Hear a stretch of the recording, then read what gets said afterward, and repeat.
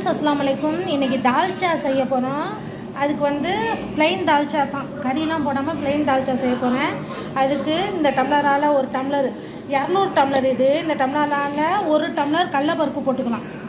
அதே அளவு துவரம்பருப்பும் போட்டுக்கலாம். அதே அளவு துவரம்பருப்பு ரெண்டையும் ஒன்றா சேர்த்து போட்டு நல்லா கழுவிக்கலாம். கழுவிட்டு குக்கரில் போட்டு ஒரு 5 விசில் போட்டு வேக விட்டுக்கலாம். குக்கரில் ஒரு 2 ஜொக்கு, பெரிய ஜொக்கால் 2 ஜொக்கு அந்த அளவு தண்ணி வச்சுருக்கேன். அந்த தண்ணியில் கழுவி வச்ச பருப்பெல்லாம் போட்டுக்கலாம். பருப்பை போட்டு ஒரு 4-5 விசில் விட்டிக்கலாம்.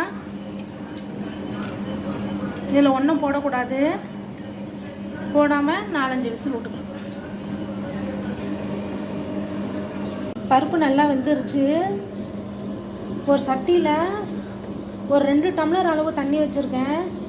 தண்ணி கொதிச்சோன்னே ஒவ்வொரு காய்கறியாக போட்டுக்கலாம். தண்ணி நல்லா கொதிச்சிருச்சு.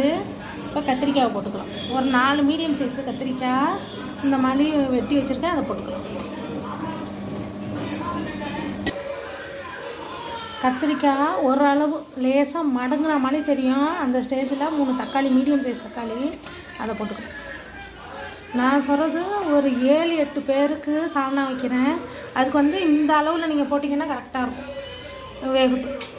இந்த ஸ்டேஜில் ஒரு 3/4 டீஸ்பூன் மஞ்சள் தூள், ஒரு 1 டீஸ்பூன் மிளகாய் தூள் போட்டுக்கலாம். இந்த ஸ்டேஜில் ஒரு 5 பச்சை மிளகாய் போட்டுக்கலாம். இந்த ஸ்டேஜில் வாழைக்காய், உருளைக்கிழங்கு இருந்துச்சுன்னாக்க ஒரு 4-5 வாழைக்காய் போட்டுக்கோங்க. ஒரு 2 உருளைக்கிழங்கு சீவி போட்டுக்கோங்க, சின்ன சின்னதாக வெட்டி. என்கிட்ட இல்லை, அதனால் இதோட நிப்பாட்டிக்கிறேன் நான்.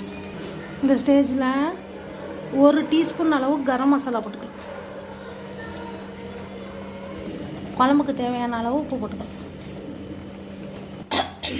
கத்திரிக்காய், தக்காளி எல்லாம் வெந்துருச்சான்னு பார்த்துக்கோங்க. கடைசியில் மாங்காவை போடணும். நான் ஒரு மாங்காய் வெட்டி வச்சுருக்கேன், அதை போட்டுக்கலாம்.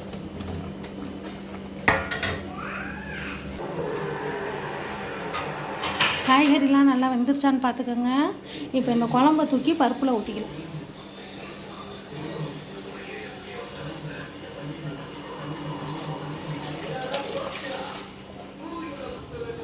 இந்த ஸ்டேஜில் புளியை கரைச்சி ஊற்றிக்கலாம். காய்கறிலாம் வெந்ததுக்கப்புறம் புளியை கரைச்சி ஊற்றுங்க, இல்லாட்டி காய்கறி வேகாது. இல்லை தான் புளியை கரைச்சி ஊற்றி கொதிக்க விட்டுக்கலாம். குழம்புல ஒரு கொத்து அளவு கொத்தமல்லி தலையும் ஒரு கொத்து புதினாவையும் போட்டுக்கலாம்.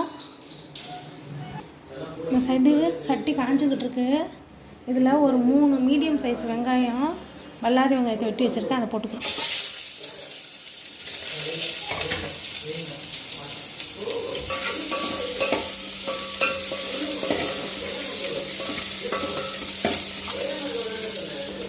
இந்த வெங்காயத்தில் 1 டீஸ்பூன் அளவு இஞ்சி பூண்டு பேஸ்ட்டு போட்டு தாளிச்சுக்கலாம்.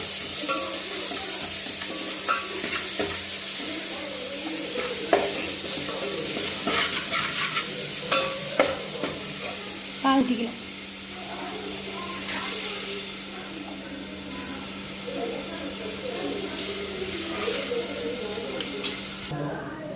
தாளிச்சதை தூக்கி குழம்புல ஊற்றிடலாம். அவ்வளோதான், சுவையான ப்ளைன் தால்ச்சா ரெடி. இந்த ரெசிபியை நீங்கள் வீட்டில் ட்ரை பண்ணி பாருங்கள். இந்த வீடியோ உங்களுக்கு பிடிச்சிருந்துச்சுன்னா லைக் பண்ணுங்கள், ஷேர் பண்ணுங்கள், கமெண்ட் பண்ணுங்கள், சப்ஸ்கிரைப் பண்ணுங்கள். தேங்க்யூ.